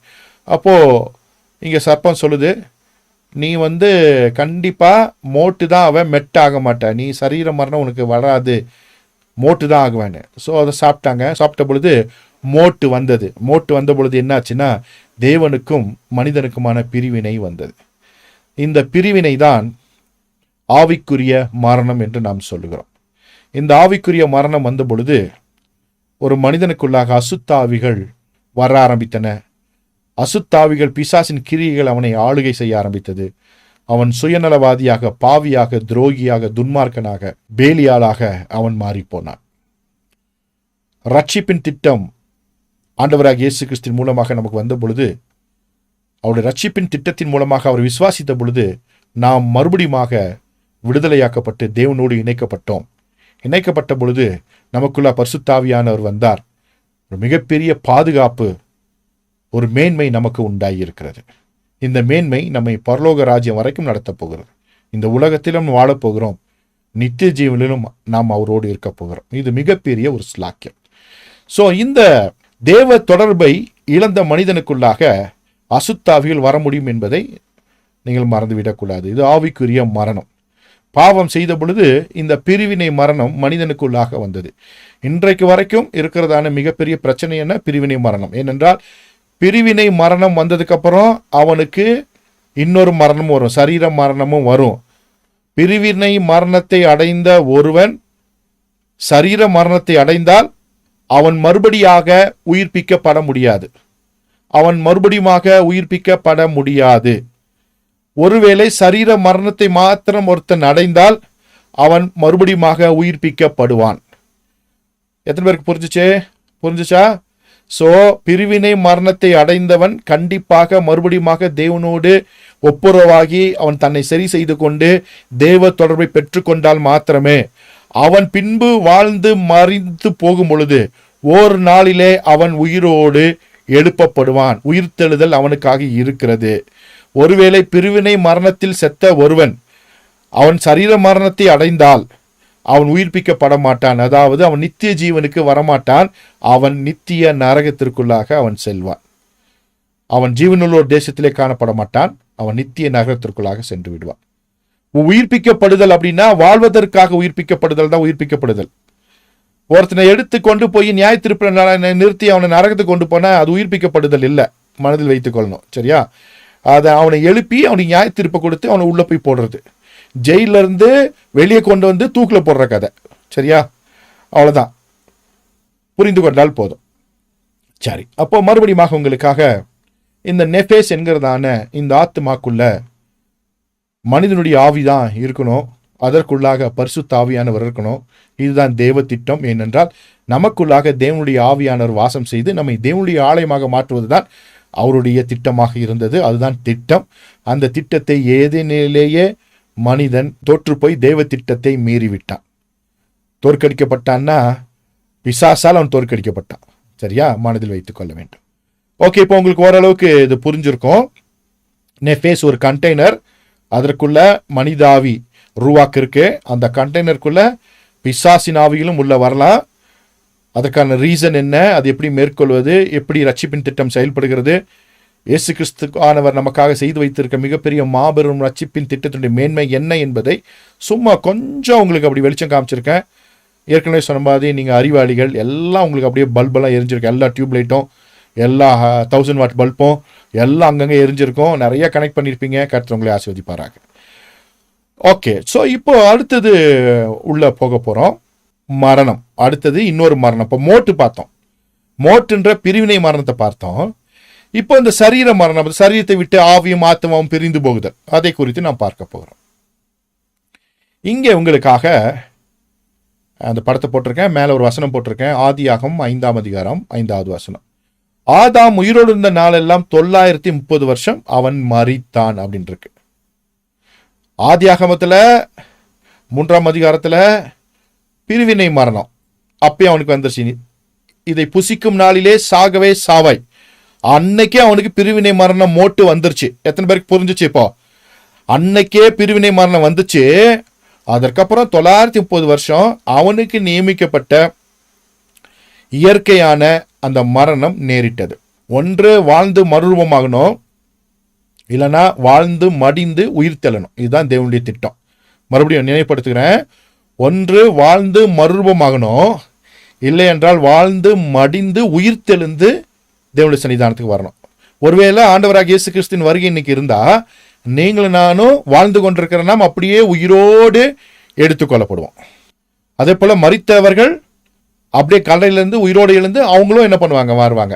அதாவது மரித்தவர்கள் உயிரோடு எழும்புவாங்க. உயிரோடு இருக்க நாமும் மறுரூபமாகும். இது தேவனுடைய திட்டம். சரியா? அப்போ இந்த மரணம் இங்கே சொல்லப்பட்டதான இந்த மரணம் சரீர மரணம், டிஸ்மேண்டல் அப்படின்னு எடுத்துக்கோங்க. அதாவது ஒன்றை ஒன்று பிரித்து விடுதல், பிரிக்கப்படுதல். அப்படின்னா என்னென்ன பிரியணும்னா, இந்த பக்கம் மாம்ச சரீரம் போட்டிருக்கேன், பசாரு, எச்சமு, டாமு, அது தனியாக பிரிஞ்சிடும். கெவியா, அதுக்கப்புறம் நெஃபேஸு, அதுக்கப்புறம் ரூவாக்கு. இப்போ இது எல்லாமே தனித்தனியாக பிரிஞ்சிடும்.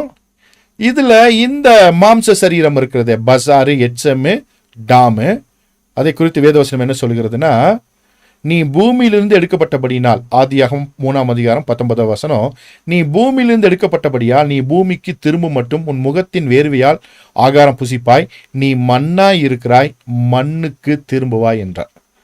இப்போ மண்ணிலிருந்து உருவாக்கப்பட்ட இந்த சரீரம் பசாரும் எட்சேமும் டாமும் மண்ணுக்கே திரும்பும். நல்லா கவனமா கேட்கணும்.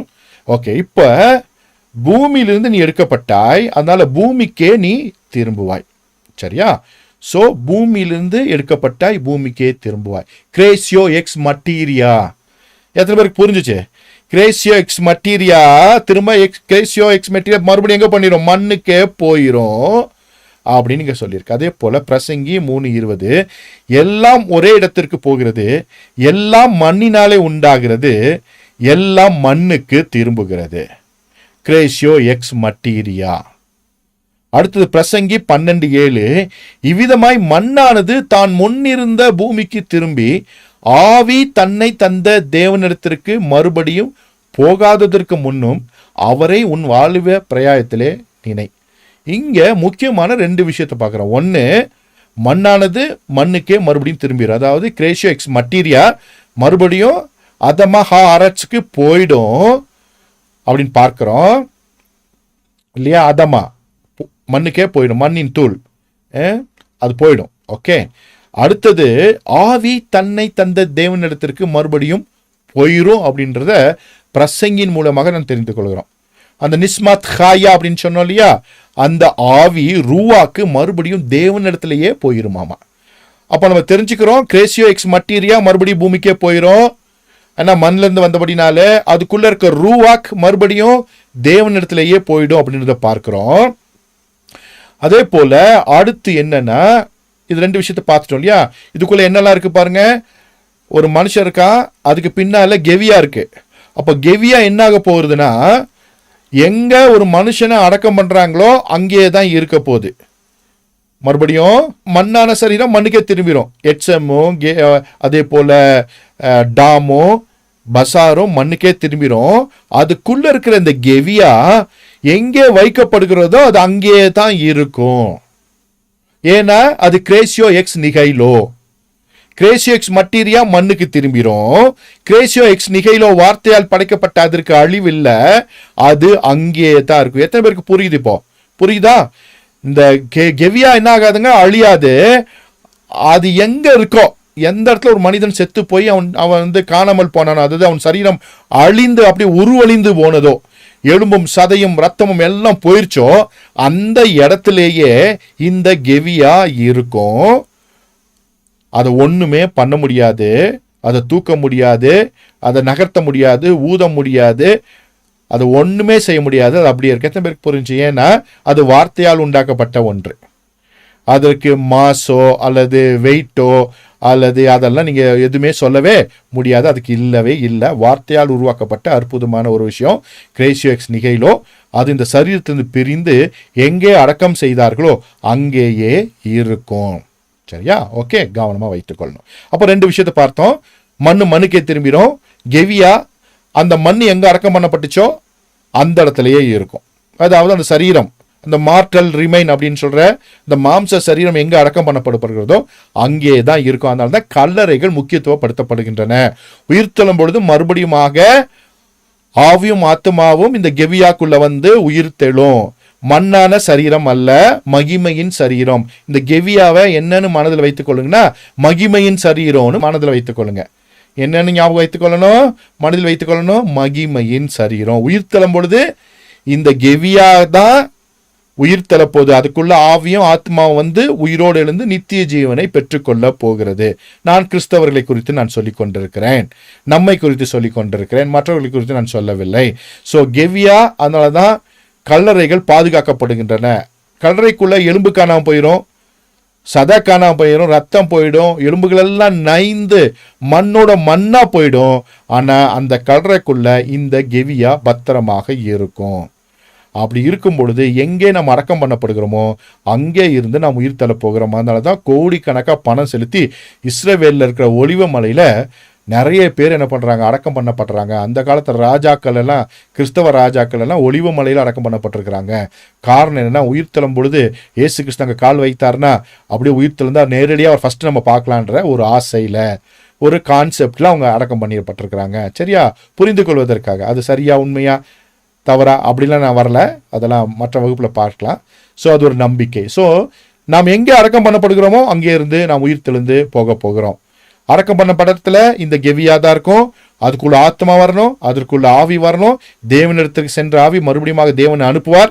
ஆத்மா உள்ளே வரணும், வந்ததுக்கு அப்புறம் உயிர் தள்ள வேண்டும். சரியா, இது அப்படியே கான்செப்டை வைத்துக்கொள்ளுங்க. அப்படியே வைத்துக்கொண்டு அடுத்தது இப்போ என்ன பண்ண போறோம்னா, ரூவாக்குக்கு வரப்போறோம். ரூவாக்குக்கு வரும்பொழுது ஏற்கனவே நம்ம பார்த்தோம், மனித ஆவி. பிரசங்கி 3:21, உயிரே ஏறும் மனுஷனுடைய ஆவியையும் தாழ பூமியில் இறங்கும் மிருகங்களுடைய ஆவியையும் அறிகிறவன் யார்? இந்த வசனத்தின் மூலமாக நாம் தெரிந்து கொள்கிறோம், மனுஷனுடைய ஆவி உயரே எழும்பும், தேவனிடத்திற்கே திரும்பிவிடும். ரூவாக்கு மறுபடியும் அவர்கிட்ட வந்துச்சு, அவர்கிட்டயே திரும்பிடும். பிரசங்கி 12:7 மறுபடியும் வாசிக்கிறோம், இவ்விதமாக மண்ணானது தான் முன்னிருந்த பூமிக்கு திரும்பி ஆவி தன்னை தந்த தேவனிடத்திற்கு மறுபடியும் போகாததற்கு முன்பும் அவரை உன் வாழ்வு பிரயாத்திலே நினை. அப்போ இங்க தெளிவா நம்ம தெரிந்து கொள்கிறோம், ஆவி மறுபடியும் தேவனிடத்திலேயே போயிடும். அப்போ ஆவி போயிடுச்சுன்னா இப்போ எதெல்லாம் இருக்கும் அப்படின்னா, மண்ணுக்குள்ள சரீரத்து மண்ணான சரீரம் மண்ணுக்குள்ள போயிடும். அதாவது கிரேசியோ எக்ஸ் மட்டீரியா மண்ணுக்குள்ள போயிடும். கிரேசியோ எக்ஸ் நிகையிலோல இந்த கெவியா கல்லறைக்குள்ள இருக்கும். அப்போ நெஃபேஸ் எங்க இருக்கும்? அதுதான் இப்ப கேள்வி. புரிஞ்சுச்சா? நெஃபேஸ் எங்க இருக்கும்? இப்ப நம்ம பார்த்துட்டோம், ஆவி தேவனிடத்திலேயே போயிருமாமா, கெவியா கல்லறைக்குள்ள இருக்கும், உயிர்த்தெழுதலுக்காக காத்திருக்கும். நெஃபேஸ் எங்க போகும்? இதுதான் முக்கியமான ஒரு கேள்வி. இது புரியாம தான் நிறைய பேர் இன்னைக்கு கண்ட மாதிரி பேசிட்டு இருக்கிறாங்க, தங்களுக்கு தெரிந்த மாதிரி பேசிட்டு இருக்காங்க, எல்லாம் புரிஞ்ச மாதிரி பேசிட்டு இருக்கிறாங்க, ஒரு புரிதலும் இல்லை. ஆனால் இந்த சாப்டர் பாக்ஸ் மாதிரி லோட லோட லோட லோட என்ன பண்ணுறாங்க, ஏதோ ஒன்று பேசிட்டே இருப்பாங்க, புரியாமே பேசுவாங்க. பரிசுத்த ஆவியானவர் விளங்க வைப்பதற்கு அவருக்கு இடமே கொடுக்க மாட்டாங்க. ஆனால் யெஷுவா பைபிள் அப்படி அல்ல, உங்களுக்கான ஸ்பேஸை கொடுத்துருக்கு, உங்களுக்காக சொல்லி கொடுக்கறது. ஸோ கர்த்தர் கொடுத்த இந்த நல்ல ஸ்தாபனத்துக்காக கர்த்தரை நம்ம ஸ்தோத்தரிப்போம். ஸோ இப்போ என்ன பண்ண போகிறோம், நெஃபேஸ் என்ன பண்ண போகிறது, அது எங்கே இருக்குன்றதை பார்க்க போகிறோம். நெஃபேஸ் அப்படின்னும் பொழுது யோபு 14:22 வாசிக்கும் பொழுது, அவன் மாம்சம் அவனில் இருக்கும் அளவுக்கும் அதற்கு நோவிருக்கும், அவன் ஆத்துமா அவனுக்குள்ளிருக்கும் மட்டும் அதற்கு துக்கம் உண்டு என்றான். இந்த வசனத்தில் வாசிக்கும் பொழுது மாம்சம் அதற்குள்ள ஆத்மா இருக்கும் மட்டும் அப்படின்னா அது வெளியே போயிரும் அப்படின்னு இந்த வசனத்தின் மூலமாக நாம் தெரிந்து கொள்கிறோம். மாம்சத்துக்குள்ளாக இருக்கிற இந்த ஆத்மா ஒரு நாளிலே வெளியேறிவிடும் என்பதை நாம் பார்க்கிறோம். அடுத்தது யோபு 27:8, மாயக்காரன் பொருளை தேடி வைத்திருந்தாலும் தேவன் அவன் ஆத்துமாவை எடுத்துக்கொள்ளும் பொழுது அவன் நம்பிக்கை என்ன?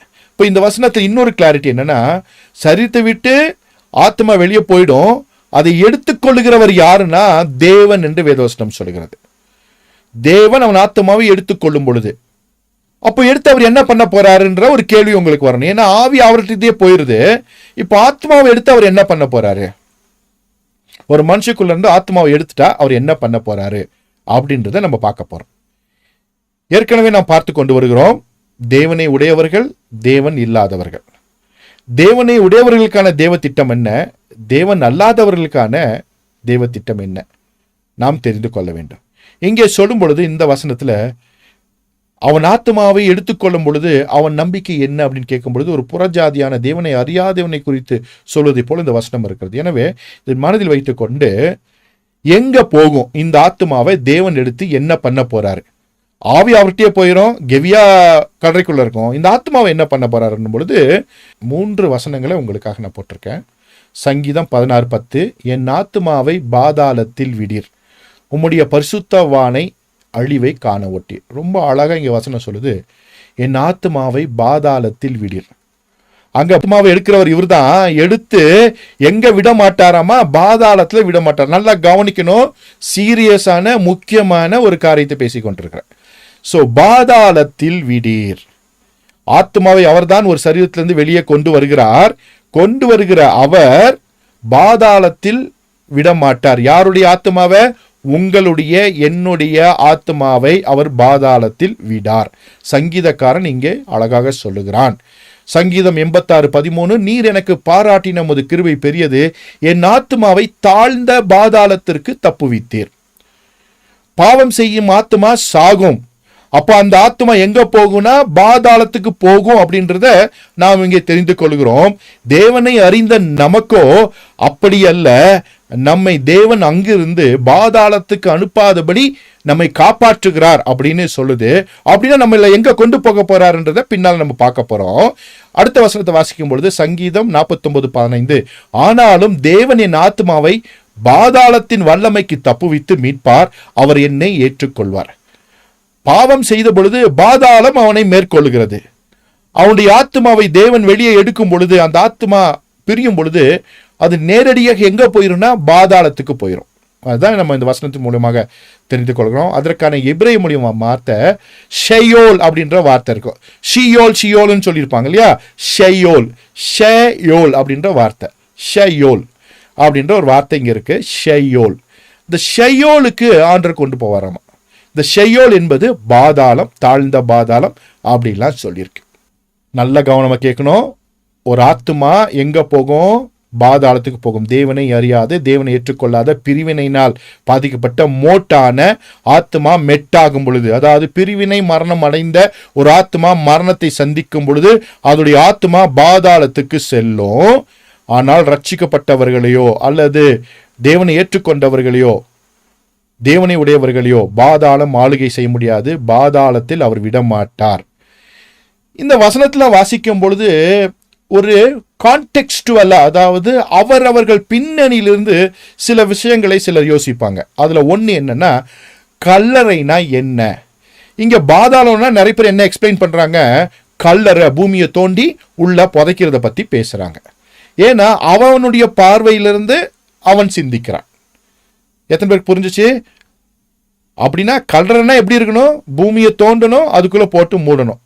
நம்முடைய கான்டெக்ஸ்டுவல் அண்டர்ஸ்டாண்டிங்ல இருந்து அதை நாம் பார்க்கிறோம்.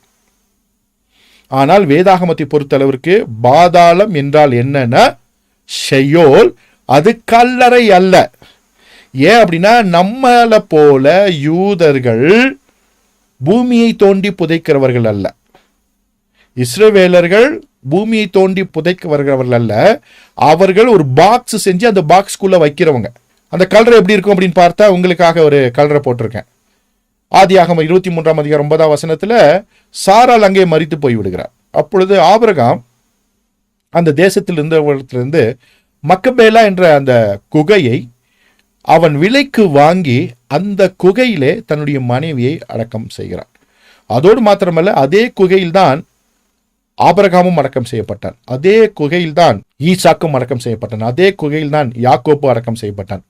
இப்படி முற்பிதாக்கள் அடக்கம் செய்யப்பட்ட ஒரு கல்லறை என்னன்னா அது ஒரு குகை. இப்ப எத்தனை பேருக்கு புரிஞ்சிச்சு? இது பாதாளம் இல்லை, இது என்னங்க? குகை. அப்ப நம்ம படிக்கும் பொழுது, நம்முடையவர்கள் படிக்கும் பொழுது பாதாளம்னால உடனே கல்லறை தோட்டத்தை நினைச்சுக்கிறாங்க, பூமிக்குள்ள புதைக்கிறது பத்தி நினைக்கிறாங்க. கிடையாது, அது மாற்றிக்கொள்ள வேண்டும். பாதாளம் என்பது கல்லறை அல்ல. அது மரித்து போன சடலத்தை வைக்கக்கூடிய, கெவியாவை வைக்கக்கூடிய ஒரு இடம். அது பாதாளம் அல்ல. அப்போ பாதாளத்தில் விடீர்னா நம்ம கல்லறைக்குள்ள விடீர்ன்ற மாதிரி நம்ம ஆளுங்க புரிஞ்சுக்கிறாங்க. அதோடு புரிந்து கொள்ளுதல் இருக்கிற ஒரு பிரச்சனை. ஏனென்றால் உலகளாவிய அளவிலே சில இனங்களை தவிர, சில குழுக்களை தவிர மற்றவர்கள் எல்லோருமே பூமியை தோண்டி தங்களுடைய மரித்தவர்களை புதைப்பதை வழக்கமாக வைத்திருக்கிறார்கள். பூமியை தோண்டி புதைக்கிற வழக்கத்தை கொண்ட அத்தனை பேரும் சிந்திப்பது என்ன? அவர்கள் கிறிஸ்தவர்களான பொழுது அவர்கள் சிந்திக்கிறது என்னன்னா, பாதாளம்னா உள்ள அது கல்லறை தோட்டம் தான் அப்படின்ற, அதே போல இவர்கள் பயன்படுத்துகிற கல்லறையே நினைத்துக் கொள்கிறார்கள். ஆனால் வேதாகமத்தை பொறுத்த அளவிற்கு அது பூமியை தோண்டி புதைப்பதல்ல, அது குகைகளிலே அப்படி நம்ம பார்க்கிறோம். ஆண்டவராக இயேசு கிறிஸ்துவையும் அப்படித்தான் புதிதாக கண்மலையிலே வெட்டி வைக்கப்பட்டிருந்த கல்லறைக்குள்ளாக அவர்கள் கிடத்தினார்கள். எத்தனை பேருக்கு இப்ப புரிஞ்சுச்சு? புரிந்து கொள்ள வேண்டும். சரி, அப்போ பாதாளத்தில் விடீர் அப்படின்னா மோட்டான, அதாவது பிரிவினை மரணத்தை அடைந்த ஒருவன் சரீர மரணம் அடையும் பொழுது அவன் செல்லக்கூடிய இடம் பாதாளம். அந்த பாதாளம் ஏற்கனவே பிசாசுக்கும் அவன் தூதர்களுக்குமாக நியமிக்கப்பட்ட இடம். அங்கே அந்தகார சங்கிலிகளால் விழுந்து போன தூதர்களை தேவன் கட்டி வைத்திருக்கிறார் என்று வேதவசனங்களில் நிறைய ஆதாரங்களை நாம் பார்க்கிறோம். அது ஒரு பக்கம் இருக்கட்டும், அது நம்முடைய வகுப்பு அல்ல. ஸோ அது அவர்களுக்காக, பிசாசிற்கும் அவன் தூதர்களுக்குமாக வைக்கப்பட்டிருக்க இடம். அந்த இடத்துல விழுந்து போன இந்த பிரிவினை மரணம் அடைந்த மனிதனும் கொண்டு போகப்படுகிறான். ஏனென்றால் அவனுக்குள்ளாக அசுத்தாவி வந்து விடுகிறது. அசுத்தாவி எங்கே செல்ல வேண்டுமோ அந்த இடத்துல அவன் செல்லுகிறான். எத்தனை பேருக்கு புரிஞ்சுச்சு?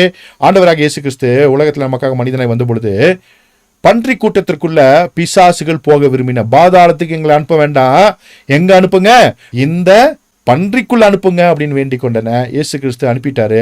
அது கடல்ல விழுந்து மாய்ந்ததுன்னு பார்க்கிறோம். அப்போ ஒரு மனிதனுக்குள்ளாக அசுத்தாவிகள் இருக்கும் பொழுது அவனுடைய ஆத்துமாவை அவைகள் தங்களுக்கு நியமித்திருக்கிற பாதாளத்துக்கு கொண்டு போகின்றன.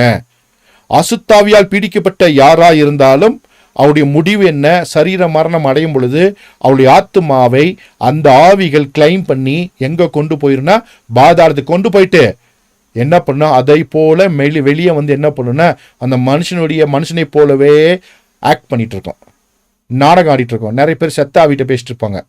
அப்புறம் செத்து போன வந்துட்டானே, செத்தவன் இல்லை, அவன் ஆத்மா பாதாளத்துக்கு போயிடுச்சு. அவனுக்குள்ள ஒரு ஆவி இருந்துச்சு இல்லை, அசுத்தாவிகள் இருந்துச்சுல்ல, அந்த ஆவிகள் பல வருஷம் அவனுக்குள்ள இருந்தனால அவனுடைய நடை உடை பாவனை பேச்செல்லாம் அப்படியே பேசும். உடனே நம்ம ஆளுங்க இந்த பெந்தகோஸ்து இயக்கங்கள் அது ஒரு பிரச்சனை இருக்கு, என்னன்னே தெரியாம தியாலஜிக்கல் வேல்யூ தெரியாம செத்து போன வந்துட்டான்னு குறி கேட்டுட்டு இருப்பானுங்க. சொல்லு அப்புறம் அந்த பிசாசு என்ன பண்ணும்? பிசாசு பொய்யனோ பொய்க்கு பிதாவமா இருக்கிறான். அவன்கிட்ட போய் நம்ம ஆளுங்க வழக்கம் கேட்டுட்டு இருந்தா என்ன பண்ணலாம்? சரியா? அப்ப என்னன்னா அவனுக்குள்ள இருக்கிற அசுத்தாவிகள் அவனை கொண்டு போய் கீழே சேர்த்துருச்சு. அதில் பல மேலே தான் இருக்கு, அது அவனை போலவே ஆக்ட் பண்ணும். அதான் செத்தவனுக்குள்ள இருக்கிற ஆவி. அது அவனுடைய ஆத்மாவோ அவனுடைய ஆவியோ அல்ல, தேவன் தந்த ஆவி தேவனிடத்துக்கே திரும்பிடும். அந்த ஆத்மாக்குள்ள அசுத்தாவி இருந்துச்சுன்னா அது ஒரு கண்டெய்னர். ஏற்கனவே சொல்லிட்டேன், நெஃபேஸ் ஒரு கண்டெய்னர். அதுக்குள்ள அசுத்தாவிகள் இருந்தால் அவைகள் அவனை பாதாளத்துக்கு கொண்டு போய்விடும். அதனாலதான் வேதவசத்துல வாசிக்கிறோம், என்னுடைய ஆத்மாவை பாதாளத்தில் விடீர், அசுத்தாவிகள் என்னை மேற்கொள்ள நீ விட மாட்டீர், பரிசுத்தாவி எனக்கு தந்திருக்கிறீர். அதனாலதான் தாவீது சொல்லும் பொழுது, ஆண்டவரே உம்முடைய பரிசுத்தாவி என்னை விட்டு எடுத்து விடாதீரும் அப்படின்னு ஜெபம் பண்றான். எத்தனை பேருக்கு புரிஞ்சுச்சு? பரிசுத்தாவியான நமக்குள்ள இருக்கிற வரைக்கும் தான் பரலோகம், நித்திய ஜீவன். சரியா? அவரை விட்டுட்டோம்னா நித்திய ஜீவன் இல்ல, பாதாளத்தில் கிடத்தப்படுவோம். அசுத்தாவிகளுடைய இடம், விழுந்து போன தூதர்களுடைய இடம் மறந்து விடக்கூடாது. சரி, இப்போ ஒரு பக்கம் பார்த்துட்டோம். இன்னும் ஆத்மாவை தேவனுடைய ஜனங்கள், அதாவது தேவனுடைய இணைக்கப்பட்டவருடைய ஆத்மா எங்கே செல்லும் அப்படின்னா அதற்கான சில வசனங்களை வாசித்து நாம் முடிக்க போகிறோம். சங்கீதம் 27:13, சங்கீதம் 52:5, சங்கீதம் 116:9, சங்கீதம் 142:5. இதில் மொதல் வசனத்தை வாசிக்கிறேன். நானும் ஜீவனுள்ளோர் தேசத்தில் கர்த்தருடைய நன்மையை காண்பேன் என்று விசுவாசியாதிருந்தால் கெட்டு போயிருப்பேன். இந்த ஜீவனுள்ளோர் தேசம்னா மறுபடியும் நம்பாளுங்க நினைச்சுக்கிறாங்க இந்த பூமின்னு நினைச்சுக்கிறாங்க. அல்ல, ஜீவனுள்ளோர் தேசம்னா உயிரோடு இருக்கிறவர்களின் தேசம். பாதாளம் என்ன? மரணம் அடைந்தவர்களின் தேசம், அதாவது மோட் அடைந்தவர்களின் தேசம். இந்த ஜீவனுள்ளோர் தேசம் தேவனை நம்பி அவரோடு வாழ்ந்து சரீர மரணம் அடைந்து அவர்கள் ஆத்மா செல்லுகிற இடம் ஜீவனுள்ளோர் தேசம். சங்கீதம் 52:5, தேவன் உன்னை என்றென்றைக்கும் இராதபடிக்கு அழித்து போடுவார், அவர் உன்னை பிடித்து உன் வாசத்தலங்களை பிடுங்கி நீ ஜீவனுள்ளோர் தேசத்தில் இராதபடிக்கு உன்னை நிர்மூலமாக்குவார். தேவனை விட்டு எதிராய் செல்கிறவர்களுக்கான அந்த காரியத்தை குறித்து நாம் பார்க்கிறோம். ஜீவனுள்ளோர் தேசத்துல நாம் காணப்பட வேண்டும். ரொம்ப அழகா இருக்கு இல்லையா? ஸோ இந்த வசனங்களை வாசிக்கும் பொழுது மேலோட்டாகவும் வாசிக்கும் போது புரியாது, உள்ள அழகா வாசித்து நிதானமா வாசித்து தியானம் செய்யும் பொழுது பரிசுத்த ஆவியானவருடைய ஒத்தாசையை நாடும் பொழுது அவர் உங்களுக்கு சொல்லித் தருகிறவராக இருக்கிறார். சங்கீதம் 116:9, நான் கர்த்தருக்கு முன்பாக ஜீவனுள்ளோர் தேசத்திலே நடப்பேன். அப்போ அவனுக்கு நம்பிக்கை இருந்துச்சு, இந்த உலகம் முடிஞ்சாலும் நான் கர்த்தருடைய சன்னிதானத்துக்கு முன்பாக ஜீவனுள்ளோர் தேசத்திலே நடப்பேன்னு சொன்னான். சங்கீதம் 142:5, கர்த்தாவே உம்மை நோக்கி கூப்பிடுகிறேன், நீரே என் அடைக்கலமும் ஜீவனுள்ளோர் தேசத்தில் என் பங்குமாய் இருக்கிறீர் என்றேன். இதற்கான அந்த எபிரேய மொழி வார்த்தை என்னன்னா எரட்ஸ் ஹாயிம் அப்படின்னு ஒரு வார்த்தை இருக்கு. எரட்ஸ் ஹாயிம் அப்படின்ற வார்த்தை பயன்படுத்தப்பட்டிருக்கு. எரட்ஸ் ஹாயிம், ஒரு பூமி, அதுவும் ஜீவனுள்ளோருடைய பூமியாமா. இந்த பூமி ஜீவனுள்ளோருடைய பூமி அல்ல. அப்படின்னா என்றென்றைக்கும் வாழ்கிறவர்களுடைய பூமி அல்ல. இந்த பூமியில் மரித்து போகிறவர்களும் இருக்கிறார்கள், ஆவிக்குரிய மரணம் அடைந்தவர்களும் இருக்கிறார்கள், சரீர மரணம் அடைய போகிறவரும் இருக்கிறார்கள். இரண்டு மரணத்தையும் தழுவ போகிறவர்களும் இருக்கிறார்கள். இது ஜீவனுள்ள தேசம் அல்ல, பிறந்து மரிக்கிற தேசம். ஜீவனுள்ள தேசம்னா என்றென்றைக்கும் உயிரோடு இருக்கிறவர்களுடைய தேசம். அப்போ அந்த எரட்ஸ் ஹாயிம் அப்படின்னா அது ஜீவனுள்ளோர் தேசம் அப்படின்னு இங்கே மொழிபெயர்க்கப்பட்டிருக்கிறது. அப்போ நெஃபேஸ ஆண்டவர் எங்க கொண்டு போவாருன்னா எரட்ஸ் ஹாயிமுக்கு கொண்டு போவாரு. அந்த கண்டெய்னரை அங்க கொண்டு போயிருவாரு. ஏன்னா அவர்கள் தேவ தொடர்பை உடையவர்கள், பரிசுத்தாவியானவரை பெற்றுக்கொண்டவர்கள். எனவே அவர்களை எங்கே கொண்டு போய் வைக்கணும்? எரட்ஸ் ஹாயிம்ல கொண்டு போய் வைக்கணும். இன்னொரு வசனத்தை வாசிப்போம். யோபின் புஸ்தகம் 33:29. இதோ தேவன் மனுஷனுடைய ஆத்துமாவை படுகுழிக்கு விளக்குகிறதற்கும் அவனை ஜீவனுள்ளோரின் வெளிச்சத்திலே பிரகாசிப்பதற்கும் அப்படின்னு இந்த வசனம் இருக்கும். இந்த யோபின் 33வது அதிகாரம் 22வது வசனத்திலிருந்து 30வது வசனம் வரைக்கும் வீட்டில் போய் வாசித்து பாருங்க. சரியா? உங்களுக்கு ஹோம்ஒர்க் மாதிரி. இதில் பார்த்தீங்கன்னா அந்த வசனம் அப்படி ஆரம்பிக்கும். அவன் ஆத்மா பாதாளத்துக்கும் அவன் பிராணன் சாவுக்கும் சமீபித்திருக்கிறது. 1000 ஒருவராகிய சமாசி பண்ணுகிற தூதனானவர் மனுஷனுக்கு தம்முடைய நிதானத்தை அறிவிக்கும்படிக்கு அவனுக்கு அனுசாரியாய் இருந்தாரே ஆகில் அவர் அவனுக்கு இறங்கி அவன் படுகொலியிலே இறங்காதபடிக்கு நீர் அவனை ரட்சியும் மீட்கும் பொருளை நான் கண்டுபிடித்தேன் என்பார். அப்பொழுது அவன் மாம்சம் வாலிபத்தில் இருப்பதை பார்க்கலாம் ஆரோக்கிய முடியும். தன் வாழ வயது நாட்களுக்கு திரும்புவான். அவன் தேவனை நோக்கி விண்ணப்பம் பண்ணும் பொழுது அவன் அவருடைய சமூகத்தை கம்பீரத்தோடு பார்க்கும்படி அவர் அவன் மேல் பிரியமாகி அந்த மனுஷனுக்கு அவனுடைய நீதியின் பலனை கொடுப்பார். அவன் மனுஷனை நோக்கி பார்த்து, நான் பாவம் செய்து செம்மையானதை புரட்டினேன், அது எனக்கு பிரயோஜனமாய் இருக்கவில்லை. என் ஆத்மா படுகுழியில் இறங்காதபடிக்கு அவர் அதை ரட்சிப்பார். ஆகையால் என் பிராணன் வெளிச்சத்தை காணும் என்று சொல்லுவான். இதோ தேவன் மனுஷனுடைய ஆத்மாவை படுகுழிக்கும் விளக்குவதற்கும் அவனை ஜீவனுள்ளோரின் வெளிச்சத்திலே பிரகாசிக்க பண்ணுவதற்கும் அவர் இவைகளெல்லாம் அவனிடத்தில் பல முறை நடப்பிக்கிறார். ஒரு மீட்பின் திட்டத்தை குறித்ததான ஒரு அற்புதமான ஒரு அதிகாரம். யோபின் காலத்துல அவன் ரட்சிப்பின் திட்டத்தை குறித்து பேசுகிறான். அங்க ஆண்டவராக இயேசு கிறிஸ்துனுடைய அந்த வருகை குறித்து அவன் பேசுகிறான். அப்போ ஜீவனுள்ளோர் தேசத்துல, அதாவது வெளிச்சத்தின் தேசத்துல ஒரு மனிதன் போக வேண்டும், படுகுழிக்கு போகக்கூடாது. எத்தனை பேர் புரியுது? நான் சொல்றது புரியுதா? மனுஷனுடைய ஆத்மா படுகுழிக்கு போகக்கூடாது. எங்க போனோம்? ஜீவனுள்ளோர் தேசத்திற்கு அல்லது வெளிச்சத்தின் தேசத்திற்கு அல்லது வெளிச்சம் இருக்க இடத்திற்கு போகணுமாமா. இங்க 2 வார்த்தைகள் போட்டிருக்கேன். ஷஹாட் அப்படின்னு போட்டிருக்கேன். படுகுழி. படுகுழின்னு என்ன அர்த்தம்னா திரும்ப வர முடியாதது தான் படுகுழி. எத்தனை பேருக்கு புரியுது? குழினா வெளியே வந்துடலாம், படுகுழினா திரும்ப வர முடியாது. ஷஹாட். அதே போல ஜீவனுள்ளோரின் வெளிச்சம் அப்படின்றது என்னன்னா ஓர் ஹாக்காயிம் இருக்கு. ஓர் ஹாக்காயிம். ஓகே, ஓர் ஹாக்காயிம், ஜீவனுள்ளோரின் வெளிச்சம் அப்படின்னு தமிழ் வழியில் போட்டிருக்காங்க. அப்படியே படித்துக் கொள்வது நல்லது. ஜீவனுள்ளோரின் வெளிச்சம் அது என்னன்னா முன்னால பார்த்தோம் இல்லையா, எரட்ஸ் ஹாக்காயிம் அப்படின்னு பார்த்தோம் இல்லையா, எரட்ஸ் ஹாயிம் அப்படின்னு பார்த்தோம் இல்லையா, ஜீவனுள்ளோர் தேசம். அந்த தேசம் இன்னும் புரியலன்னா இன்னொரு முக்கியமான விஷயத்த சொல்லித்தரேன். அப்ப இன்னும் உங்களுக்கு புரிஞ்சிடும். என்னன்னா லூக்கா எழுதின சுவிசேஷம் 23:43 இயேசு அவனை நோக்கி, இன்றைக்கு நீ என்னோடு கூட பரதீசில் இருப்பாய் என்று மெய்யாகவே உனக்கு சொல்கிறேன் என்றார்.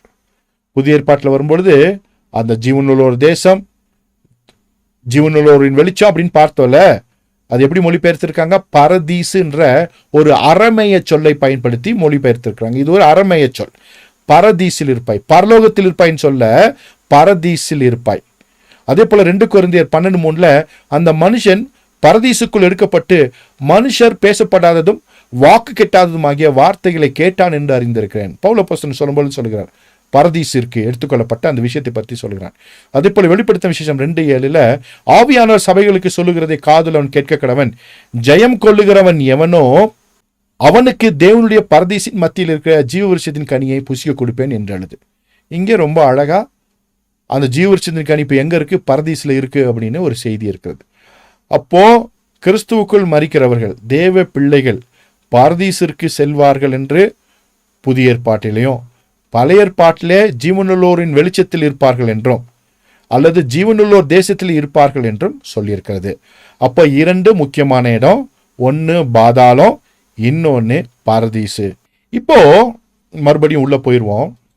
ஒரே ஸ்கிரீன்ல ஜீவனுள்ளோர் தேசம் அப்படின்னும் பொழுது சங்கீதம் 27:13 வாசிக்கிறோம், நானும் ஜீவனுள்ள தேசத்திலே கர்த்தருடைய நன்மையை காண்பேன் என்று விசுவாசியாதிருந்தால் கெட்டு போயிருப்பேன். அப்போ இங்கே இந்த வசனத்தை சொல்லும் பொழுது தாவீது சொல்லுகிற இந்த வசனத்துல அவன் மெட்டை குறித்து பேசுகிறான். மெட்டு அடைஞ்சா ஜீவனுள்ள தேசத்திற்கு அவன் போயிடலாம். சரீர மரணத்தை நாமும் ஒரு நாள் அடைய போகிறோம். நாம் ஜீவனுள்ள தேசத்திலே குடியேற போகிறோம். இந்த தேகத்தை விட்டு நாம் ஜீவனுள்ள தேசத்திலே குடியேற போகிறோம். ஒரு குறிப்பிட்ட காலத்திற்கு மறுபடியும் உயிர்த்தெழும் வரைக்கும் ஒரு அருமையான இனிமையான ஒரு டெம்பரவரி பிளேஸ்ல நீங்களும் நானும் இருக்க போகிறோம். ஏன்னா திரும்ப அங்கே வந்து உயிர்த்தெழுந்து நாம் நித்திய காலமாக அவரோடு கூட இருப்போம். இதை தான் ரோமன் கத்தோலிக் என்ன பண்ணிட்டாங்கன்னா உத்தரிக்கும் ஸ்தலம் அப்படின்லாம் சொல்லி ஒரு கன்ஃபியூஷன் பண்ணி என்ன பண்ணிட்டாங்க, நிறைய விஷயங்களை தவறாக புரிந்து கொண்டார்கள். ஆனால் அதை தவறாகவும் சொல்லி கொடுத்துட்டாங்க. பரதீசு என்பது ஆண்டவராகிய இயேசு கிறிஸ்துவனுடைய 2ஆம் வருகை வரைக்கும் இருக்கக்கூடிய ஒரு இடம்.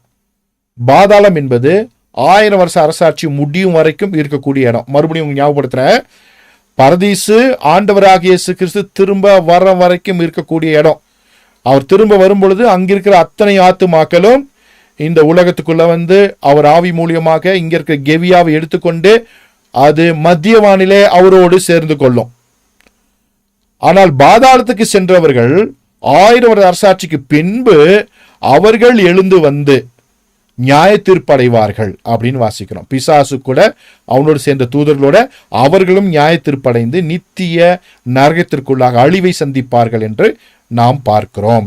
எனவே இந்த ஜீவனுள்ளோர் தேசம் என்பது இயேசு கிறிஸ்துவினுடைய 2ஆம் வருகை வரைக்கும் இருக்கக்கூடிய இடம்.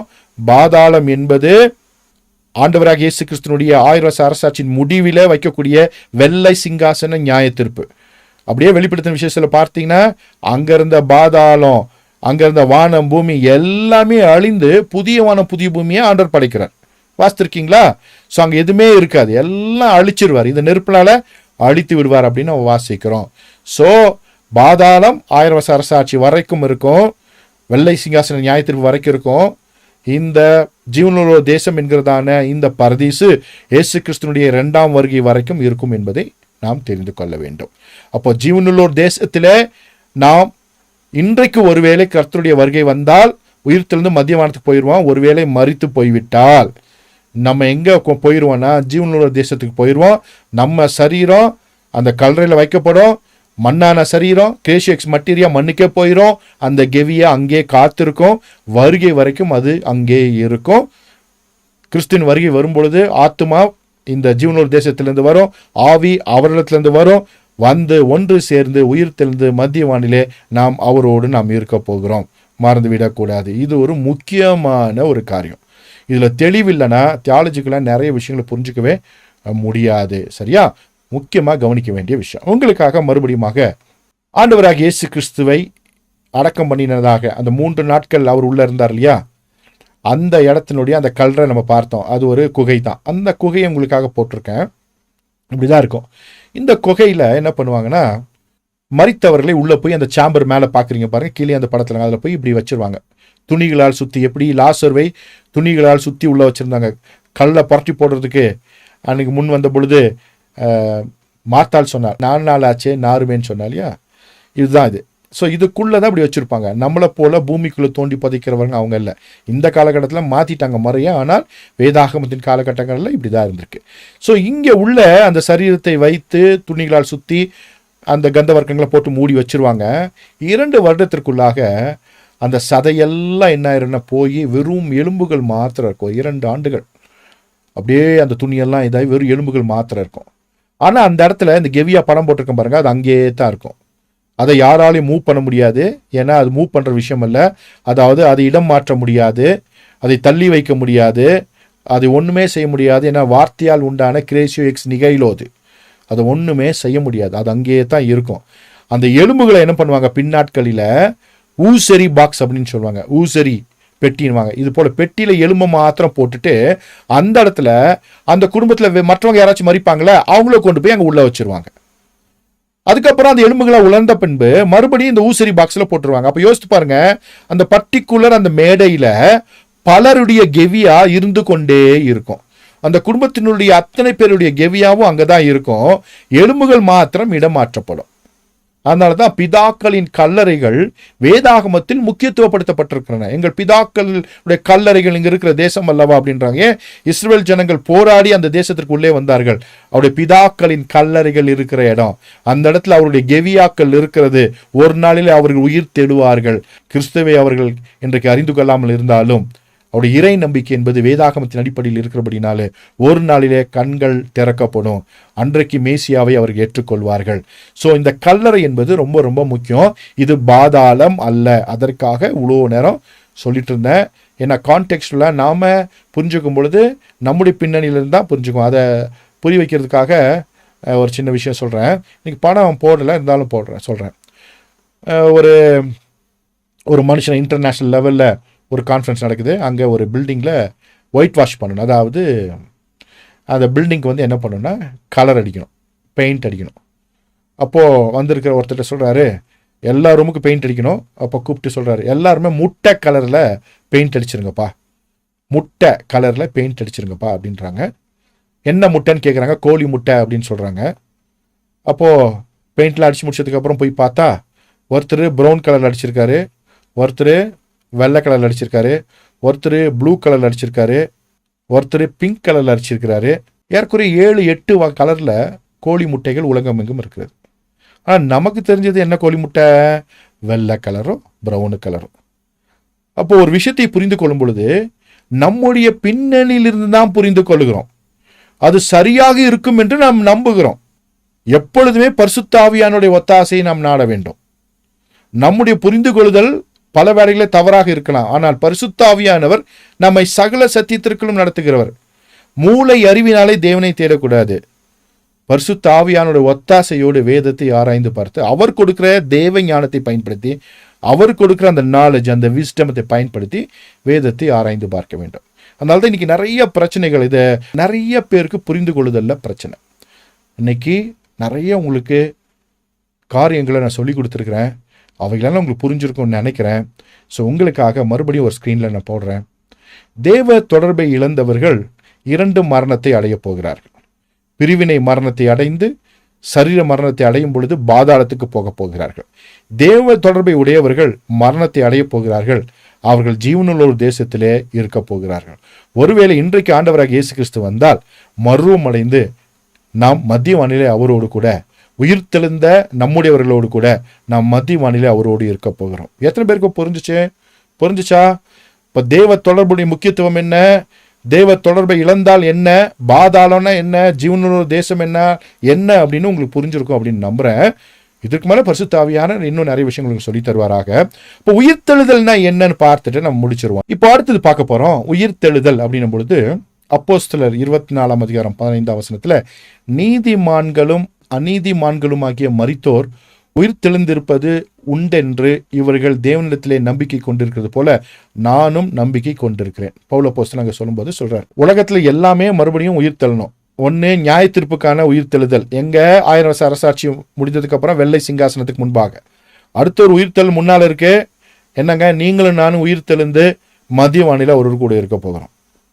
இது எப்படி அப்படின்னா, இங்க பாருங்க, உங்களுக்காக போட்டிருக்கேன். கெவியா கல்லறையில் இருக்கிறது, நெஃபேஸ் பரதீசில் இருக்கிறது, ரூவாக் தேவனிடத்தில் இருக்கிறது, ஆவி தேவனிடத்தில் இருக்கிறது, ஆத்மா பரதீசில் இருக்கிறது, கெவியா கல்லறையில் இருக்கிறது.